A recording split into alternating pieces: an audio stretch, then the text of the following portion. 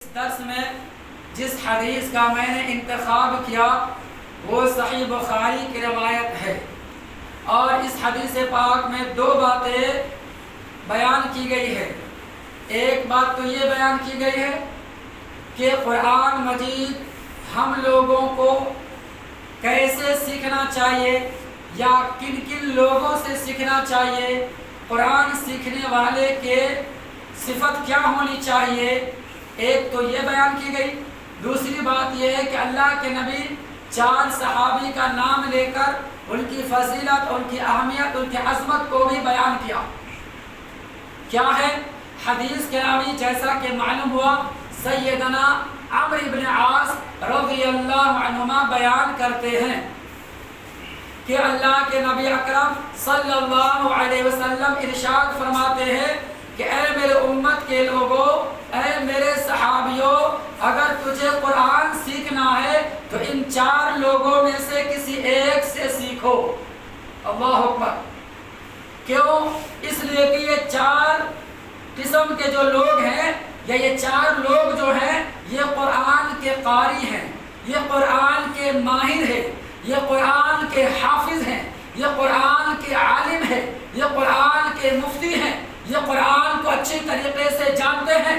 قرآن مجید کو کیسے پڑھنا چاہیے، قرآن مجید کا تقاضا کیا ہے، قرآن مجید کے اندر کیا کیا چیزیں بیان کی گئی، قرآن مجید کے اندر کیا کیا علوم کو کھول کر کے بیان کیا گیا ہے، قرآن مجید کے اندر اللہ تعالیٰ کی کیا باتیں بیان کی گئی ہے۔ الغرض قرآن مجید کے تعلق سے جتنی باتیں ہیں، چاہے ان کے آداب ہو، یا قرآن مجید کی صفت ہو، یا اس کی عظمت ہو، یا اس کی اہمیت ہو، یا قرآن مجید سیکھنے کا تقاضا ہو، یا اس پر عمل کرنے کا جو طریقہ ہو، ان تمام چیزوں کو اچھے طریقے سے یہ 4 صحابی جانتے ہیں، یہ بالکل پورے طور پر ماہر ہے۔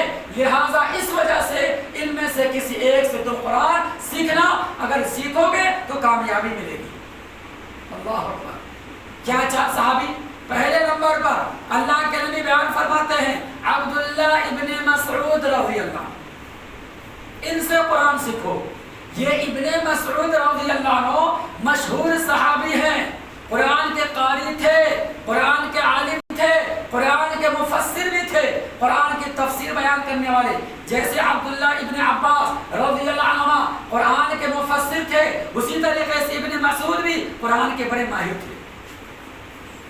ان سے قرآن سیکھو۔ یہ وہی صحابی ہے ابن مسعود رضی اللہ عنہ جو سب سے پہلے شروع دور میں یعنی مکی زندگی کے اندر اسلام قبول کیے۔ یہ وہی صحابی ہے جو والسابقون الاولون من المہاجرین کے اندر ان کا شمار ہوتا ہے۔ یہ بڑے جلیل قدر صحابی ہے، یہ کبار صحابی میں ان کا نام آتا ہے۔ صحابہ کرام میں سب سے بڑے فقیہ، سب سے بڑے عالم تھے۔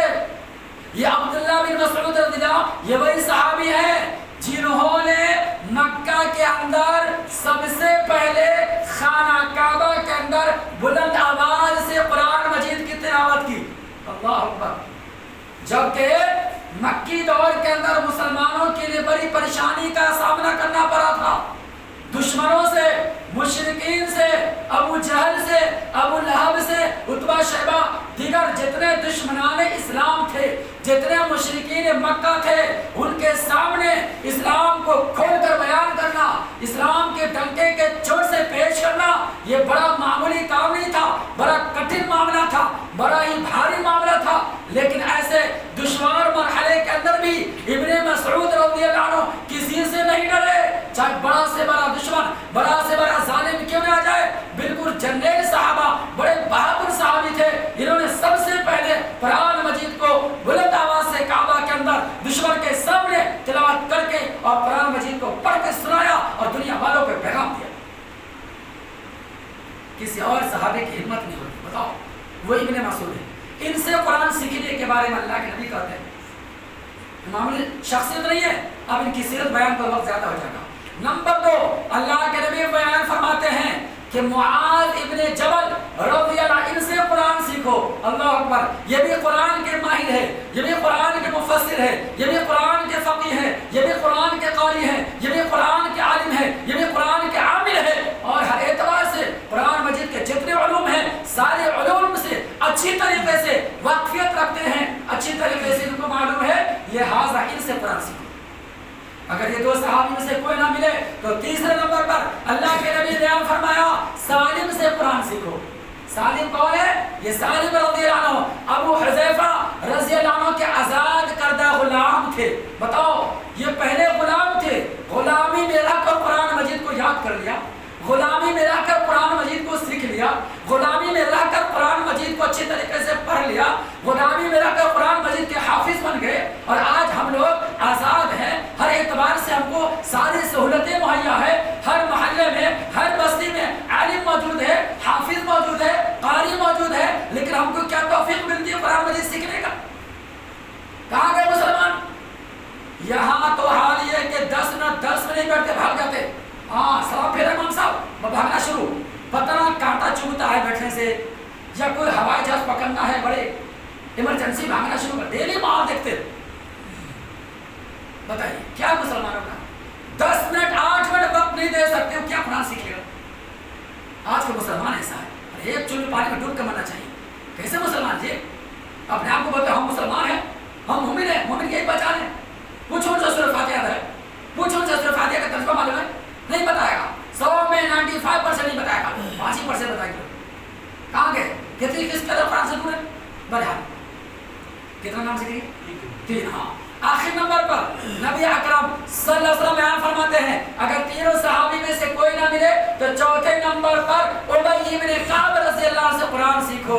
یہ بھی قرآن کے ماہر تھے، قرآن کے قاری تھے، قرآن کے عالم تھے، قرآن کے حافظ تھے، قرآن کے داعی تھے، قرآن کے عامل تھے۔ اللہ اکبر۔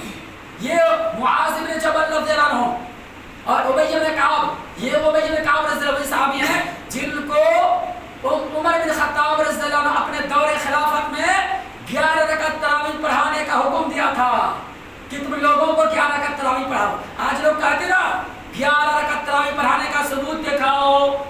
ارے ثبوت ہے، موطا مالک کی روایت ہے، مسند احمد کی روایت ہے کہ عمر بن خطاب رضی اللہ عنہ 11 رکعت تراویح پڑھانے کا ابی بن کعب کو حکم دیا تھا اور تمیم داری کو کہ لوگوں کو 11 رکعت تراویح پڑھائیں۔ یہ کہتا ہے کہ 20 رکعت تراویح عمر سے ثابت ہے، ہم کہتے ہیں عمر سے بھی 11 رکعت ثابت ہے، تم کہتے ہو 20 رکعت۔ اب کون سی بات مانی جائے؟ تمہاری بات جھوٹی غلط، جو صحیح حدیث ہے اس کو مانا جائے گا۔ کہیں بھی موجود نہیں ہے کہ عمر رضی اللہ عنہ کسی کو حکم دیا ہو کہ 20 رکعت تراویح پڑھائیں، یہ غلط۔ 20 رکعت تراویح پڑھنا بدعت ہے، یہ لوگوں نے ایجاد کر لیا ہے۔ عمر رضی اللہ عنہ کبھی کسی کو حکم ہی نہیں دیا، نہ وہ خود پڑھے 20 رکعت تراویح، پڑھے صرف 8 رکعت، 8 3 کیا بس۔ اللہ سے دعا کرنا اللہ تعالیٰ مسلمانوں کو دین کے صحیح سمجھ اور نیک عمل کی توفیق عطا فرمائے، آمین۔